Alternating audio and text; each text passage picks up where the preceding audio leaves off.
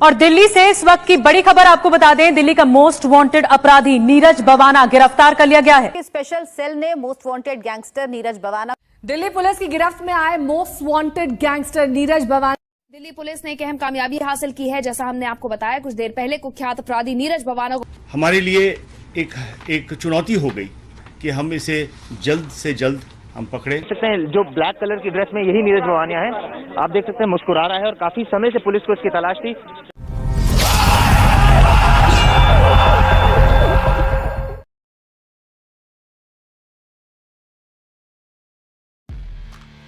Cam जो मजामा भाई लोग, ट्रेलर देख तुम लोग समझ ही गए होंगे कि आज से 7-8 साल पहले राजधानी के इस मॉन्स्टर को पकड़ना पुलिस के लिए कितना अहम था।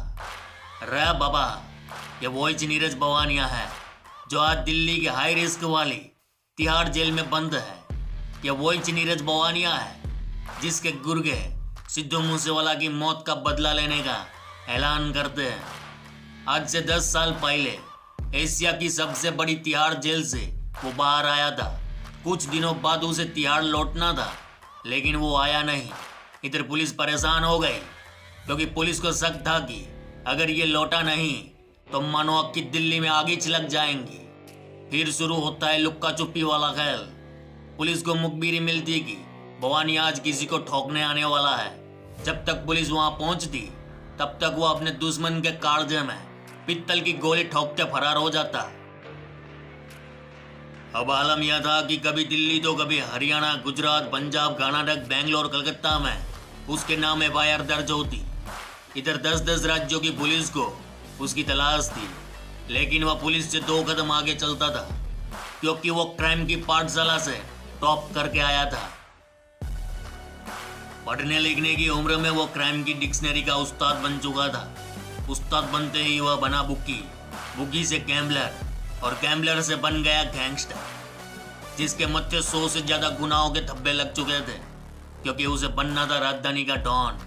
वो डायरेक्ट सेटिंग करके नहीं आया था रे मामा, वो मेरिट से आया था।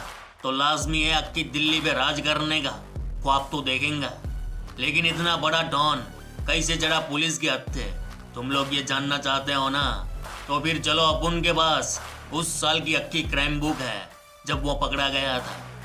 तो आज उस साल की क्राइम बुक का एक एक पन्ना पलटा पलटा के पूरा कच्चा चिट्ठा तुम लोग के सामने चिपका डालेगा मई गुज्जू भाई।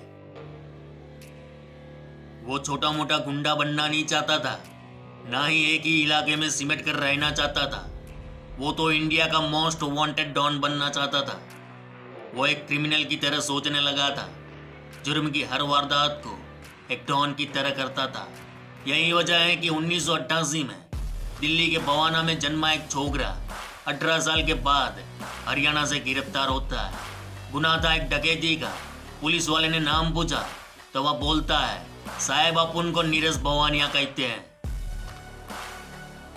18 साल के इस छोकरे के तेवर को देख पुलिस वाला भी समझ गया था कि अगर ये जिंदा रहा तो एक दिन जरूर इंडिया का मोस्ट वांटेड बन जाएंगे। और हुआ भी ऐसा ही। वो 2 सालों के भीतर भीतर कई लूट और किडनैपिंग के केस में पुलिस के हत्थे चढ़ा। इस बार पुलिस भी परेशान हो चुकी थी तो भेज दिया तिहाड़ जेल। उस वक्त तिहाड़ में बंद था दाऊद इब्राहिम का खास आदमी फजलुर रहमान, जो दुबई, मलेशिया और सिंगापुर में दाऊद के काले धंधों को संभालता था। तिहाड़ में दोनों की सेटिंग हुई। फजलू को बवानिया का डेयरिंग पसंद आया और दाऊद के क्राइम करने के सारे तौर तरीके सिखाए। इसी फजलू ने उसे दिल्ली में जमीन कब्जा और रंगदारी का धंधा शुरू करने की नसीहत दी थी। वो जेल से बाहर आया, आते ही नरेला और बवाना के इंडस्ट्रियल एरिया के बड़े बड़े व्यापारियों से रंगदारी वसूलना शुरू कर दिया। अगर कोई मांगी रकम ना देता तो उसके घर गोलियां चलवाता। देखते ही देखते आउटर दिल्ली और नॉर्थ वेस्ट दिल्ली में उसका एम्पायर बिल्ड हो गया। इधर उसके बढ़ते कद को देख दिल्ली के कई यंग छोकरे उसकी गैंग में शामिल हो गए। अब वह जमीन कब्जा के धंधे में उतरा। वह लपड़े वाली जमीनों में पहले मांडवली करवाता, फिर उसी जमीन पर कब्जा कर लेता। इधर दिल्ली पुलिस बवानिया के कारनामों से परेशान हो चुकी थी, जिसके चलते एक ही महीने में उसके बहुत सारे पंटरों को उठा लिया गया और बाद में नीरज बवानिया को भी तिहाड़ में भेज दिया गया। लेकिन साल 2013 में वो पैरोल पर बाहर आया। बाहर आते ही पैरोल जंप कर कल्टी मारी कलकत्ता को अपना अड्डा बनाया और फिर जो उसने ऐसा तांडव मचाया कि दिल्ली से लेकर कलकत्ता तक की पुलिस परेशान हो गई। लिहाजा 10-10 राज्यों की पुलिस उसके पीछे लगी। इधर दिल्ली पुलिस उसके गुनाहों की लिस्ट तैयार कर चुकी थी। उस लिस्ट में 100 से ज्यादा जुर्म के काले कारनामे थे। तो दिल्ली पुलिस ने बवानिया को दिल्ली का मोस्ट वांटेड क्रिमिनल घोषित कर दिया और उसके मत्थे 2 लाख का इनाम भी ठोका। लेकिन इससे बात बनने वाली नहीं थी, क्योंकि वह रुकने का नाम नहीं ले रहा था। बढ़ती वारदातों ने दिल्ली पुलिस के ऊपर दबाव बढ़ाया और यहीं से शुरू हुआ मिशन बवानिया। उसको पकड़ने के लिए दिल्ली एसटीएफ की एक रावस टीम बनाई गई। उस वक्त दिल्ली पुलिस के पास जितनी भी तकनीक थी उन सारी तकनीकों का इस्तेमाल किया गया। इसी बीच और एक कांड होता है जिसने नीरज बवानिया को ए कैटेगरी के गैंगस्टरों में शामिल कर दिया। दरअसल दिसंबर 2014 में यूपी के कुख्यात गैंगस्टर अमित बुरा की बागपत कोर्ट में पेशी थी, लेकिन कोर्ट पहुंचने से पहले ही नीरज बवानिया और सुनील राठी गैंग ने हथियारों से लैस पुलिस काफिले पर धावा बोला और बुरा को छुड़ा लिया।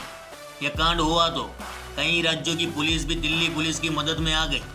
इधर दिल्ली पुलिस ने दिल्ली से लेकर कलकत्ता तक अपने मुखबिरों को एक्टिव कर दिया था।